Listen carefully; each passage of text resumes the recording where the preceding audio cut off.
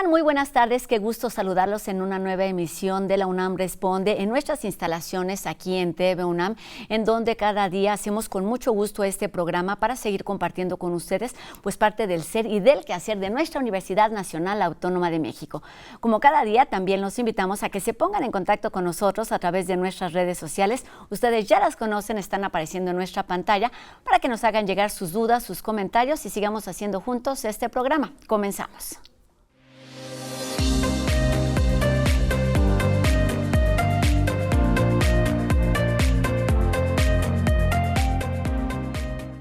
Las ciudades crecen velozmente y van transformando el entorno. Sucede que en lo que antes era una zona boscosa o de matorrales, ahora hay edificios, casas, industrias u otros desarrollos urbanos. Las especies, tanto de flora como de fauna, han tenido que adaptarse a las condiciones de vida que les impone el desarrollo humano. Y sobre esta transformación, la evolución de las especies y los vínculos que se dan de forma quizás no tan evidente entre ellas, vamos a platicar enseguida aquí en TV UNAM con el doctor en ciencias Juan Enrique Fornoni Agnelli, que pertenece al Departamento de Ecología Evolutiva del Instituto de Ecología de nuestra universidad. Doctor, ¿cómo está? Bienvenido a la UNAM Responde. Buenas tardes. Muy bien, muchas gracias. Pues es importante hablar de todos estos temas, lo hemos hecho a lo largo de esta pandemia en particular, hablando o intentando entender la relación que debe existir entre las especies con el objetivo de generar una sola salud, y hay muchas líneas y muchas formas de observarlo. Una de ellas pues es un estudio en particular que realizaron ustedes en colaboración con otras instancias. Platíquenos particularmente de este estudio que fue publicado en la revista Science. Este estudio surge aproximadamente en el 2020, es una iniciativa de un consorcio internacional liderado por el Centro de Evolución Urbana de la Universidad de Toronto, que convocaron a investigadores alrededor del mundo para hacer un estudio de evolución urbana, una disciplina nueva en el mundo, utilizando un sistema que es el trébol blanco, que es un trébol que crece en nuestros céspedes desde hace varios años, desde que las ciudades han empezado a ser parquizadas de manera ornamental, y ese trébol es un sistema de estudio muy fácil, muy manejable para poder entender cómo el efecto de la urbanización condiciona la evolución de la vida. Es un estudio que involucró más de 350 investigadores, varios de Latinoamérica. Hay un sesgo muy fuerte a ciudades del hemisferio norte, hay pocas ciudades de sistemas tropicales y de zonas subdesarrolladas o no desarrolladas, que es un nicho de oportunidad que todavía no está explorado. Okay. Entonces la evolución urbana, surge en el mundo desarrollado en los últimos 20, 30 años, y cada vez hay más interés porque el ambiente urbano cada vez se va a volver el ambiente del futuro para la especie humana. Vamos a entender más sobre esta nueva disciplina, pero antes, doctor, ¿por qué es importante este trébol? ¿Qué es lo que puede decirnos acerca del comportamiento y también de la relación que existe entre distintas especies? ¿Y por qué en particular en las ciudades?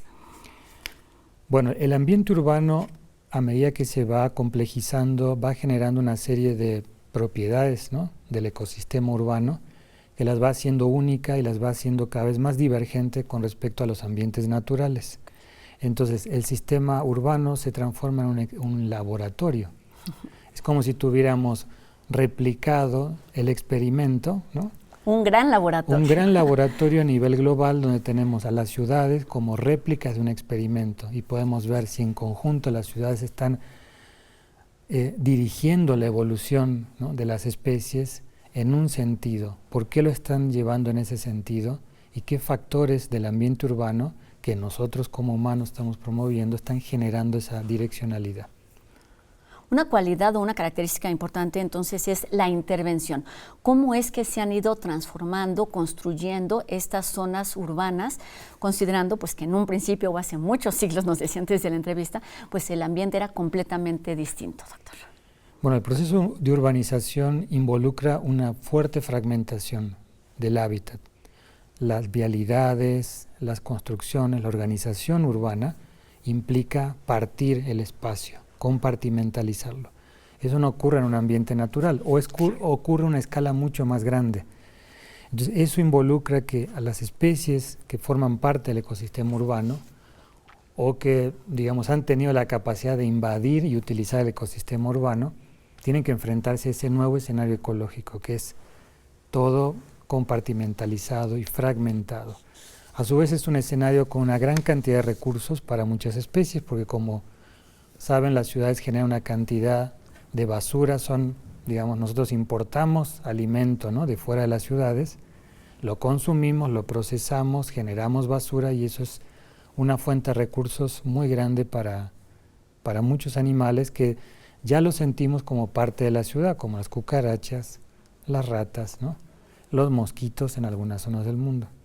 Entonces, hay muchas especies que conviven en el ambiente urbano y muchas de ellas empiezan a mostrar señales de que empiezan a diferenciarse de sus parientes no urbanos por estas presiones, digamos, de selección que genera las ciudades.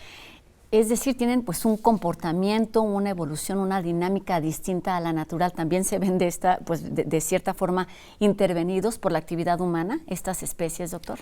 Hay un ejemplo clásico en los libros de evolución que es el ejemplo de unas palomillas en los bosques en las afueras de Londres, que en la época de la industrialización la contaminación de los bosques generó que la corteza se volviera más oscura. Estas palomillas eran de color blanco, normalmente color ceniza, y al tener la corteza oscura se volvían muy visibles a los depredadores. Y eso generó que no fuera ventajoso posarse sobre un árbol contaminado, o sea, manchado por la contaminación. Eso generó que las variantes oscuras de mariposas que existían en la población empezaran a ser más ventajosas, porque eran las que podían evitar la depredación. Pasadas varias décadas, cuando los bosques empezaron a ser limpiados y restaurados ecológicamente, volvió a la corteza al color original que tenía. Y nuevamente volvió a las mariposas blancas a dominar en ese ambiente. Entonces, un ejemplo de principios del siglo XX, finales del XIX, que muestra cómo la contaminación generada por la urbanización alteró la evolución de una especie. Pero hay muchos otros ejemplos. En la costa azul, en Francia también, con los mosquitos, en la década de los 70, cuando empezaron a aplicar DDT, al principio era muy efectivo para controlar los mosquitos en la playa. Pero pasaron pocos años y los mosquitos ya se acostumbraron al DDT, a los insecticidas, y hubo que buscar otras formas de controlarlo. Entonces las especies en el ambiente urbano o frente a las presiones de selección del hombre muestran una respuesta muy rápida, mucho más rápida de la que quisiéramos. Y todo esto, doctor, interfiere, por lo tanto, en la evolución natural de las especies, tanto animales como vegetales. Sí, por supuesto que interfiere. ¿Y cómo impacta esto entonces en la evolución, en el desarrollo, en el bienestar del ser humano? En el bienestar o no del ser humano, pensando en este gran concepto de la coexistencia. Bueno, la coexistencia involucra en cierta medida una suerte de equilibrio, ¿no?, si lo queremos ver a largo plazo. Y cuando nosotros tratamos de controlar o erradicar una especie con un agente selectivo, ¿no?, como un insecticida, estamos en realidad disparándonos a veces contra el pie, porque no sabemos cómo va a responder evolutivamente la especie. Y cuando digo una especie estoy pensando también hasta en un agente infeccioso como una enfermedad. Claro. O sea, los antibióticos son una evidencia de que muchos microorganismos adquieren resistencia y pueden llegar a tener niveles de resistencia contra nuestras medicinas que podemos llegar a no poder contrarrestarlos. Entonces, buscar la extinción de las especies o alejarlas del ambiente urbano puede, digamos, ser un camino sin salida para el hombre a largo plazo. O sea, lo que hay que buscar es coexistir con las especies en un esquema mucho más saludable. En este gran concepto de una sola salud, de bienestar común para todas las especies, que es uno de los principales retos desde muy distintas disciplinas y no solamente desde la ecología o desde la construcción. Doctor, retomando este gran estudio que se realizó durante pandemia, nos decía alrededor de 2 años, que fue también además un momento en donde hubo condiciones como muy particulares. ¿Qué decir o cuáles fueron los aprendizajes en términos de lo que una sola especie vegetal, en este caso, tiene que decirnos para replantear la forma en la que se está llevando a cabo esta urbanización o esta transformación de las ciudades y de los ambientes rurales también? El trébol blanco es una especie que crece en céspedes muy fertilizados normalmente alrededor del mundo. y es un reflejo, digamos, es un ambiente muy típico de las ciudades, ¿no? La gente fertiliza los jardines y eso claramente es una cosa muy distintiva con respecto a lo que pasa fuera del ambiente urbano. La nitrificación del ambiente, de los cuerpos de agua, la acumulación de agentes contaminantes, ¿no? Y el desecho de residuos, ¿no? De medicinas en los cuerpos de agua, genera una cantidad, digamos, de combinaciones de condiciones nuevas que no existen fuera, que hacen que las especies van a llevar caminos evolutivos que no conocemos y que pueden volverse impredecibles y peligrosos para nosotros. Entonces el trébol es un sistema que nos ha servido mucho para darnos cuenta que la evolución en las ciudades de una misma especie puede tener cierta direccionalidad. Entonces puede ocurrir evolución paralela. Quiere decir, el trébol viviendo en Toronto, en Copenhague, ¿no? en París, frente al escenario urbano, sufre transformaciones equivalentes. Quiere decir que el ambiente urbano de alguna manera está dirigiendo la evolución. Y eso es algo que no había pasado en la historia del planeta. Y esto, por supuesto, no se planea. ¿Qué nos dice esta realidad y esta evidencia sobre la importancia del diseño y la planificación de las zonas urbanas, de las ciudades tal y como las conocemos, o hacia dónde vamos? ¿Cuáles son las alternativas, doctor? Bueno, había una tendencia ya hace varias décadas de naturalizar el ambiente urbano. Eso significa crear espacios que los habitantes se apropien de espacios naturales que ofrecen servicios ecosistémicos, que aumentan el bienestar de la gente, que atraen polinizadores, que generan disminuciones en la temperatura, ¿no? Que favorecen pues un uso mucho más agradable y en un espectro, digamos, de horas del día cuando hace calor mucho más amplio, y favorecen también la conexión entre las pocas reservas que puede haber cerca del ambiente urbano con los parches de biodiversidad dentro de la ciudad. Entonces la idea es generar una red de conectividad dentro del ambiente urbano que permita que las especies fluyan y tengan espacios razonablemente naturales, para que no nos veamos nosotros ante una situación impredecible, ¿no? ¿Qué papel ocupa el ser humano? Nos decía también el ser humano y la actividad y su evolución y su desarrollo son también un atractivo para todos estos microorganismos, para todas estas especies. ¿Cómo se da este también, digamos, intercambio de ida y vuelta? Bueno, la pandemia, quiero regresar a la pandemia porque es un ejemplo muy interesante. Seguramente muchos vivieron la situación de darse cuenta que en ausencia del tráfico vehicular empezaron a escuchar muchos más ruidos de las aves en la ciudad. Sí. Es un reflejo de que el ruido es un agente, ¿no?, que está discriminando a ciertas especies. A las aves buscan espacios dentro de las ciudades, los pocos espacios que encuentran para poder realizar sus actividades. El canto es una de las actividades básicas de comunicación de las aves y nosotros inconscientemente interferimos normalmente con eso. Lo vivimos aquí en Ciudad Universitaria. Eso se sintió, digamos, en la pandemia y en muchas ciudades del mundo. Muchas especies de animales empezaron a invadir las ciudades porque nosotros nos restringimos al ambiente, digamos, de las casas, ¿no? Entonces, ese es un reflejo de que la ciudad puede ser compartida con otras especies, que la ciudad no debe ser vista como un castillo, ¿no?, con una barricada, una barrera, ¿no?, que impide que nos integremos al ambiente, y ayuda a que la gente crezca en el ambiente urbano con la conciencia de que las especies de insectos, de hormigas, de abejas, no hay razón para realmente eliminarlas. Nos ofrecen muchos más beneficios de lo que nos perjudican, en realidad. Estamos terminando la entrevista y es importantísimo este tema, doctor, y este mensaje que debemos tener muy claro con respecto a la responsabilidad que tenemos como seres humanos de conservar, restaurar, pero también mejorar los ambientes y los entornos que ya tenemos. ¿Cómo hacerlo? ¿Por dónde iniciar? Bueno, el gobierno de la ciudad ha empezado a hacer reestructuraciones y mejoramiento de áreas verdes en varias partes, en varias alcaldías de la ciudad, con una tendencia más moderna, ¿no?, a generar espacios de paisaje mucho más amigables, mucho más asimilables, ¿no?, y disfrutables, donde la circulación fluye y hay mayor coexistencia con el entorno verde. Pero hay que hacer un esfuerzo por integrar especies nativas al entorno urbano. Las especies nativas son las que mejor van a enfrentar, ¿no?, los efectos del cambio climático que una especie que no es del Valle de México. Entonces, mejor buscar especies del Valle de México que alguna vez vivieron aquí y que todavía viven en muchas partes de la ciudad, en lugar de traer especies ornamentales de otras partes del mundo. ¿Cuáles fueron, digamos, los resultados? Porque me parece que está como pues ligado lo que sucede en la Ciudad de México, un poquito los resultados de este estudio con respecto a la evolución misma y el desarrollo de las especies para intentar entender por dónde vamos. Bueno, este estudio tiene un aspecto interesante porque el trébol blanco es consumido por insectos que se lo comen, como muchas especies.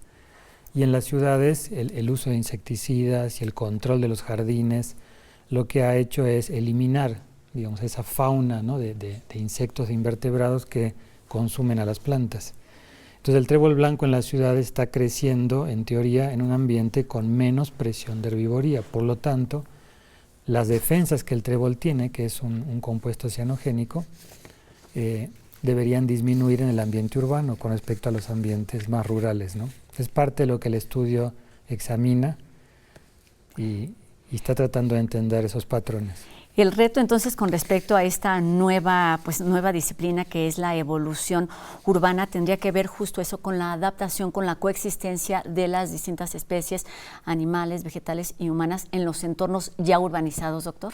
Sí, tiene que ver básicamente con utilizar las ciudades como un gran experimento, no solo para entender la evolución de la vida, sino para entender las consecuencias de la urbanización sobre nosotros mismos a largo plazo.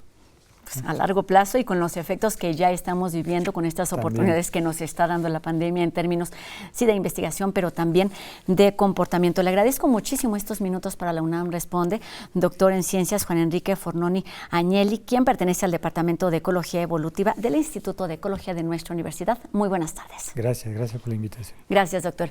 Y bueno, damos un giro completo a la información porque ahora vamos a escuchar a Jacobo Dayan, quien nos habla hoy sobre los obstáculos que tiene la justicia en nuestro país, particularmente sobre el caso Ayotzinapa. Buenas tardes. En días recientes, la verdad y la justicia han recibido golpes importantes. La discusión ha sido más política que sustantiva. Renunciaron el fiscal especial para el caso Ayotzinapa y una comisionada del Mecanismo de Verdad de Guerra Sucia. En ambos casos se leen decisiones que después de un largo esfuerzo se toparon con pared. La pared es el control político de la verdad y la justicia. Seguiremos discutiendo situaciones similares por mucho tiempo hasta no entender que la verdad y la justicia en casos de crímenes atroces requieren de una voluntad política desde el más alto nivel y una independencia absoluta de los mecanismos encargados de garantizar verdad y justicia. Repito, independencia absoluta, no miembros de gobierno. Ni las fiscalías ni las comisiones presidenciales de Guerra Sucia y Ayotzinapa cuentan con esa independencia. Tampoco hay voluntad política para perder el control político de la narrativa y de la justicia. En estas circunstancias seguiremos viendo los mismos resultados por largo tiempo. Buenas tardes. Probablemente ya se dieron cuenta que hay varios estrenos mundiales en el Festival Cultura UNAM y hoy conoceremos sobre la propuesta que presenta la Dirección de Danza.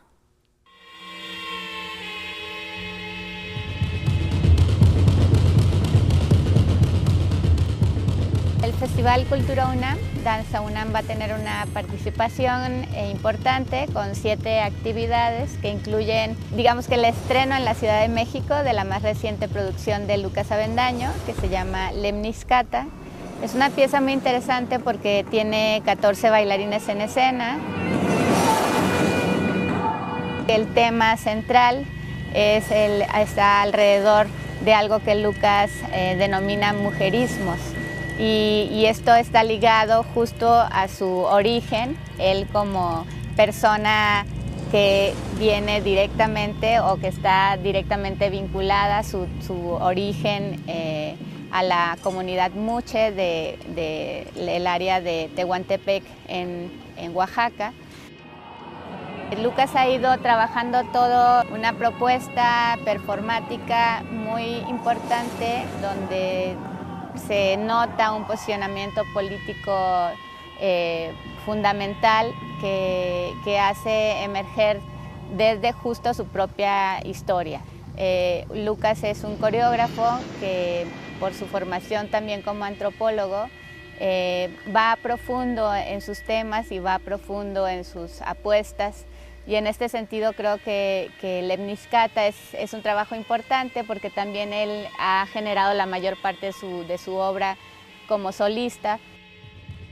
La importancia de participar en el Festival Cultural de la Universidad Nacional Autónoma de México es una oportunidad de compartir la epistemología del hacer danza en la escena mexicana, pero también es una oportunidad de compartir cómo la arqueología de la memoria se transfiere al cuerpo del bailarín actor de la escena. Lemniscata creo que viene muy bien dentro de una programación universitaria porque aborda todos estos temas que son importantes para la universidad también, de la conexión de nuestro hoy con la parte más ancestral también de nuestra cultura. Será una gran oportunidad poderla ver en la Sala Miguel Covarrubias.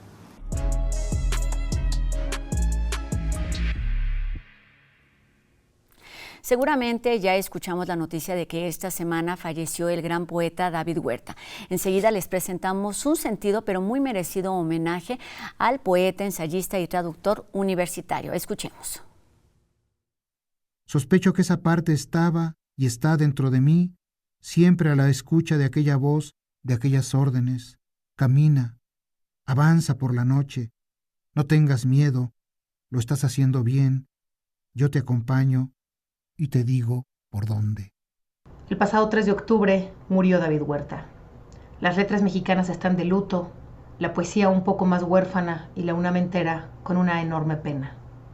Con estudios en Filosofía y Letras inglesas y españolas en la Facultad de Filosofía y Letras de la UNAM, David publicó su primer libro de poesía, El Jardín de la Luz, en 1972, con el apoyo de Jesús Arellano y de Rubén Bonifaz Nuño. Y a partir de ahí su vida estuvo dedicada completamente a la literatura. Fue director del periódico de poesía, coordinó muchísimos talleres y cursos literarios, entre ellos los de la Casa del Lago, la Fundación Octavio Paz, la Fundación para las Letras Mexicanas, la UACM, desde luego la UNAM también, y en todos estos espacios formó generaciones de estudiantes y sobre todo formó comunidades en torno a la literatura y al cariño, al enorme cariño que generosamente emanaba de él mismo y de su conocimiento. Era titular de la Cátedra Extraordinaria Octavio Paz y presidente de la Casa del Poeta. Los premios que recibió en años pasados son innumerables y muy destacados, entre ellos el Premio de Poesía Carlos Pellicer, el Premio Javier Villaurrutia, el Premio Universidad Nacional en Creación Artística y Extensión de la Cultura, el Premio Phil Guadalajara en Literatura en Lenguas Romances. Impartió conferencias y participó en diversas actividades culturales y festivales prácticamente en todo el mundo. David Huerta es y será una figura central en el panorama literario y cultural de México. Es y será una figura central en el corazón de tanta gente que lo quiso, que pudo abrazarlo, reírse con él y de su ironía, o sostener conversaciones con esa lucidez y esa precisión del lenguaje que le era tan característica. Desde luego, David también es y será una figura central para toda la comunidad universitaria. Este sábado, el 8 de octubre, David hubiera cumplido su cumpleaños número 73 y lo festejaremos recordándolo y leyendo sus palabras incurables. Les invito a ver también el programa Café de Nadie en memoria a David, en el que participan Jorge Fernández y Hernán Bravo Varela este jueves a las 6 de la tarde por TV UNAM, y pronto también les invitaremos a un homenaje que estamos preparando para el mes de noviembre. Descanse en paz, buen camino, poeta David Huerta. Siempre, siempre queda su obra, sus letras, su poesía. Y bueno, además de este homenaje in memoriam al también periodista en TV UNAM, les recordamos pues estar atentos a las distintas actividades que el Festival Cultura UNAM llevará a cabo para recordar al maestro. Por ejemplo, el homenaje en el que le rendirán pues una en memoria, esto como parte del Encuentro Internacional de Cátedras el próximo jueves 13 de octubre. Desde aquí nuestro reconocimiento a la vida y a la obra de David Huerta. Y con esto terminamos nuestro programa de hoy, no pues sin antes agradecerle a todos ustedes que nos ven del otro lado de la pantalla, también agradeciendo a todas las personas que hacen posible esta transmisión día con día y con la invitación a que nos encontremos aquí el día de mañana en una nueva emisión de La UNAM Responde, por supuesto 2:30 por TV UNAM. Mi nombre es Rosa Brizuela. Adiós.